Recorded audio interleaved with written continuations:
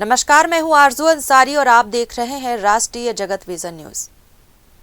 दुर्ग जिले के नंदिनी नगर थाना पुलिस ने अवैध रूप से शराब परिवहन करते हुए 4 व्यक्तियों को हिरासत में लिया है। कार्रवाई के दौरान पुलिस ने आरोपियों के कब्जे से 28 पेटी शराब बरामद की है, जिसकी कीमत 1,34,400 रुपए आंकी गई है। इसके साथ ही शराब ढोने में उपयोग किया गया वाहन, मोबाइल फोन और नकदी भी पुलिस ने जब्त की है। कुल मिलाकर 4,74,500 रुपए की मशरूका जब्त की गई है।